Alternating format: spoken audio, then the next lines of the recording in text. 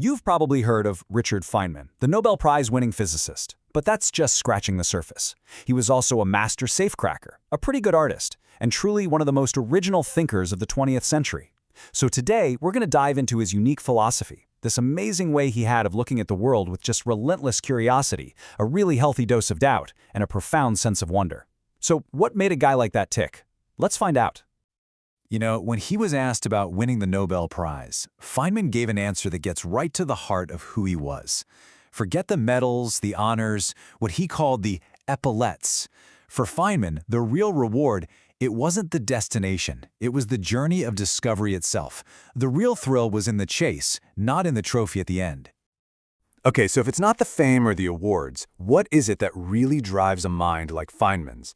Well, to understand that relentless curiosity, we actually have to go all the way back to the beginning, to these incredibly powerful lessons he learned from his father. Now, Feynman's father wasn't a scientist, he was actually a uniform salesman. But he taught his son maybe the most important scientific lesson of all, the huge, profound difference between knowing the name of something and actually knowing something.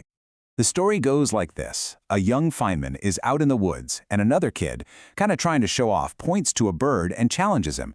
"See that bird? What kind of bird is that?" Feynman admits he has no idea.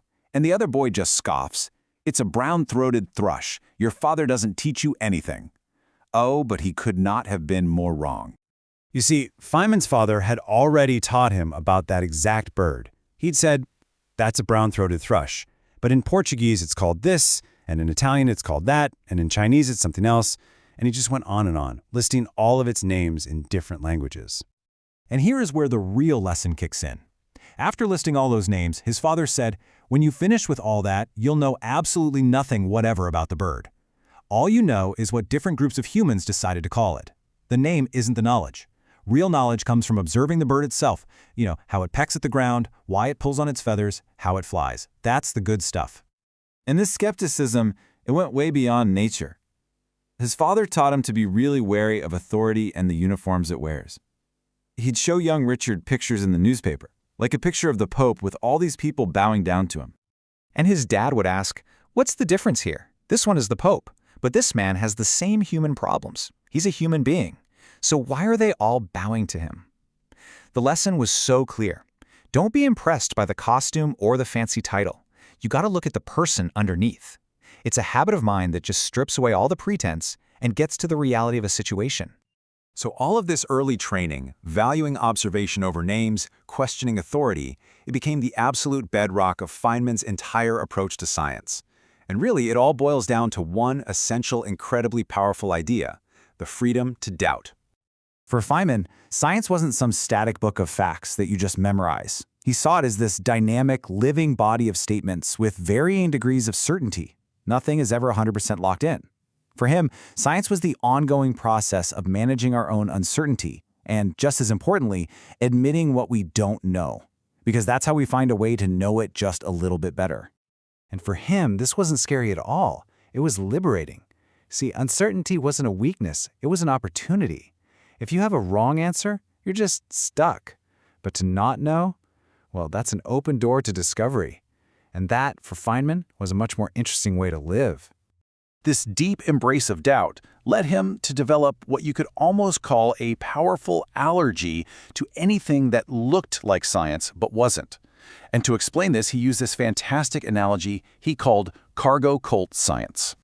So picture this. During World War II, people on some South Sea islands see these giant planes land, bringing amazing cargo, food, medicine, all sorts of supplies. Then the war ends, and the planes just stop coming. So to bring them back, the islanders copy what they saw. They build runways out of wood. They light fires along the sides to guide the planes in.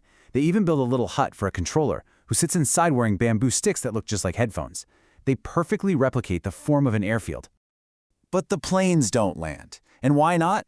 Because they're missing the whole underlying substance. They have the appearance of an airfield, but none of the understanding. And Feynman called this cargo cult science. It's anything that follows all the procedures, has the lab coats and the jargon, but it's missing the absolute gut-level honesty and skepticism that's required for the planes of discovery to actually land. So how do you avoid this trap?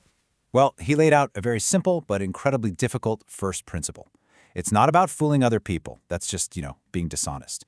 The real challenge, the absolute heart of scientific integrity, is to build a system of checks and balances to make sure you aren't fooling yourself, because our own biases and hopes make us the most gullible audience of all.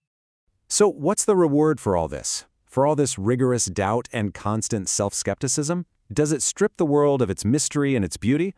For Feynman, the answer was a resounding no. It does the exact opposite. He loved to tell a story about an artist friend who held up a flower and said, "You know, I as an artist can see how beautiful this is. But you, as a scientist, you take it all apart and it just becomes a dull thing."